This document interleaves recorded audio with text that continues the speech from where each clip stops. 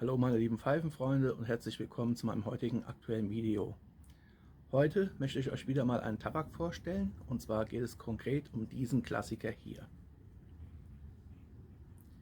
Es ist von Mac Baren die klassische Mixture Scottish Blend. Dieser Tabak gehört wohl zu den absoluten Lieblingen der meisten Pfeifenraucher und heute möchte ich euch einmal zeigen, was ich von diesem Tabak halte. Wie ihr seht, habe ich hier extra eine Acryldose für ihn abgestellt. Ich habe inzwischen mindestens 150 Gramm von ihm auch schon verraucht. Und bevor ich jetzt aber auf das eigentliche Review eingehe, zeige ich euch erstmal noch ein paar schöne Bilder, die Pfeife und dann geht es entsprechend ans Eingemachte. Bis gleich.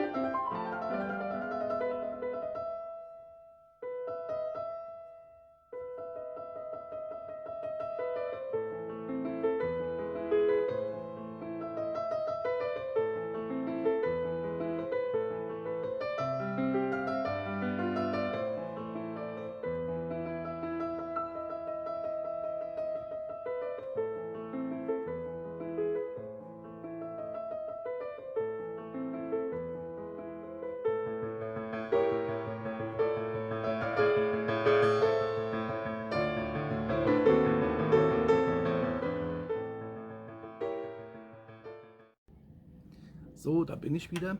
Wie ihr gesehen habt, Tabak war ja schon in die Pfeife eingebracht. Pfeife, hier ist sie nochmal. Tabak ist sie auch schon entzündet.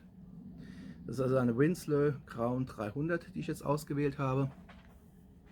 Der Tabak hat sich ganz leicht entzünden lassen, ohne großes Problem. Und was hier auffällt, direkt nach dem Anzünden, es gibt nicht dieses berühmte Aroma nach verbranntem Tabak. Gerade bei Virginia-Graden hat man das hier öfters, dass die erstmal bitter schmecken, weil es jetzt zu heiß ist beim Entzünden. Und die Bitterness, die verschwindet dann.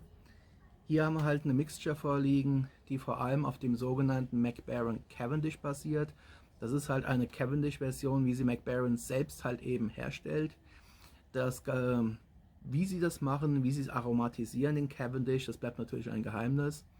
Ich mutmaße mal, es könnte ein Hauch vom Whisky gemischt mit Ahornsirup sein, ich bin mir nicht sicher. Passend wird es aber, weil Mixture Scottish Blend von Mac Baren ist halt nun mal ein Tabak, der mit schottischem Whisky entsprechend aromatisiert ist.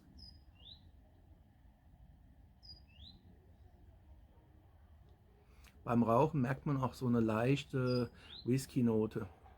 Ich bin jetzt kein großer Whisky-Trinker, ich kenne mich jetzt so mit den Whiskys nicht sonderlich aus. Ich habe weder einen Single Malt im Schrank stehen, noch setze ich mich jeden Abend hin und gönne mir ein Gläschen. Ich trinke gelegentlich mal Whisky sauer oder auch in seltenen Fällen auch mal einen puren Whisky, aber sowas kommt vielleicht einmal im Jahr vor.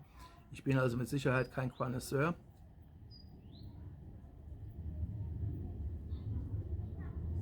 Nichtsdestotrotz aber dem Whisky, man schmeckt so einen Hauch davon im Aroma. Der Tabak ist definitiv nicht überfrachtet. Es ist ein sogenannter All-Day Smoke. Ein Tabak, den man in jeder Zeit rauchen kann. Er ist nicht sonderlich stark. Ich empfinde ihn als relativ leicht, auch nur leicht aromatisiert, mit diesem ganz feinen, subtilen Aroma von Whisky.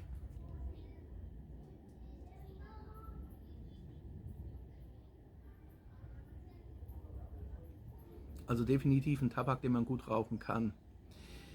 Jetzt wird natürlich ein riesen Hype um die Mac Baren Mixture gemacht und jeder schwärmt davon.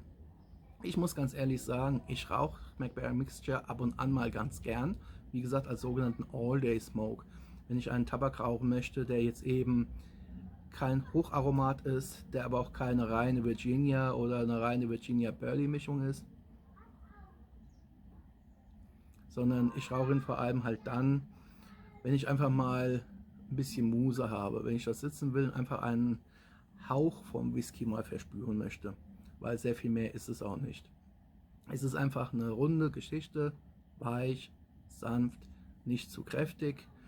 Geht wirklich auch trotz allem so ein bisschen in die dänische Richtung halt rein, weil so eine leichte Süße, eine angedeutete, vermutlich durch den Cavendish, ist ja trotzdem zu verspüren.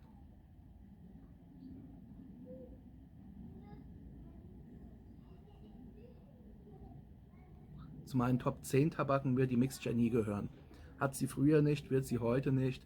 Wie gesagt, ich habe ungefähr 150 Gramm jetzt knapp weggeraucht, noch nicht ganz. Ich tippe mal so 130 Gramm vielleicht, der Rest ist ja jetzt noch da. Diese 130 Gramm in den letzten Jahrzehnten, ich rauche seit über 30 Jahren Pfeife.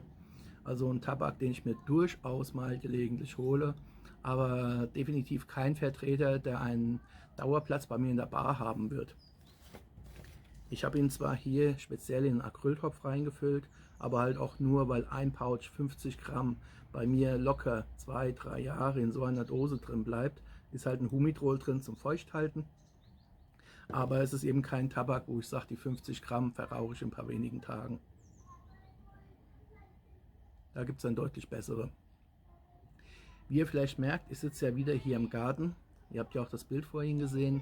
Das ist halt wirklich der perfekte Platz. Nachteil ist halt natürlich Hintergrundgeräusche. Die Nachbarskinder, irgendwas hört man immer, aber das tut ja jetzt dem Video hier keinen Abbruch.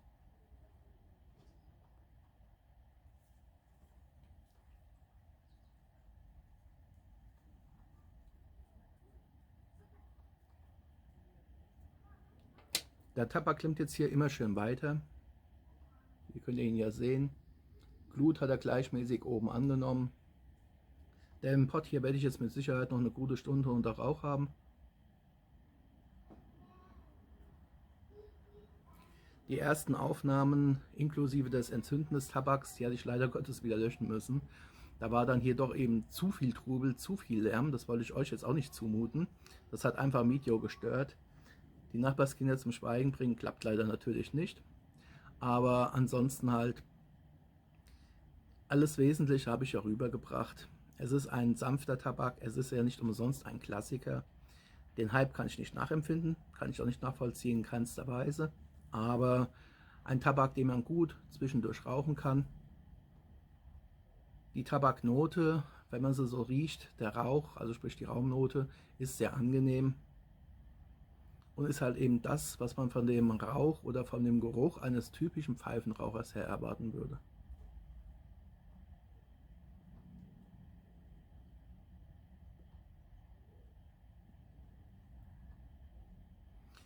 Ich empfehle ihn gerne weiter. Es ist ein guter Tabak, kein sehr guter, es gibt definitiv bessere, aber es ist ein guter Tabak, der wirklich zu Recht seinen Stand hält bei Mac Baren und auch zu Recht seit Jahrzehnten im Angebot ist. Er hat seine Anhängerschaft, er hat seine Liebhaber, auch zu Recht. Gerade wenn jemand Tabak mag, die ebenso in diese Whisky-Richtung rübergehen, ist er definitiv empfehlenswert, wenn auch, wie gesagt, nach meinem Dafürhalten relativ mild. Wer ein etwas kräftigeres Aroma haben möchte, gerade wenn es um Whisky und Honig in der Kombination geht, dem empfehle ich dann eigentlich eher von DTM aus der Treasures of Ireland Reihe den Shamrock.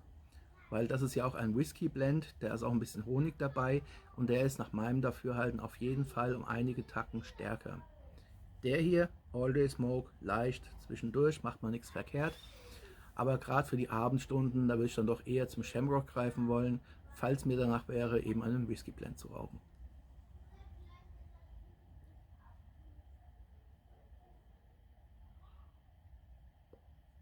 Das war es jetzt auch schon von meinem Review zum Mac Baren Mixture Scottish Blend. Ich bin auf eure Meinungen gespannt. Wie gesagt, Kommentarfeld ist ja entsprechend da. Wie sind eure Erfahrungen mit der Mixture? Mögt ihr ihn, mögt ihr ihn nicht? Kommt ihr mit meinem Review überein oder seid ihr völlig anderer Meinung? Schreibt es gerne drunter, ich bin auf eure Meinung gespannt. Ich danke euch sehr für eure Aufmerksamkeit, wie immer. Wünsche euch weiterhin viel Spaß mit euren Pfeifen und mit euren Tabaken. Wir sehen uns wieder auf diesem Kanal hier. Happy Puffing und bis dann. Ciao.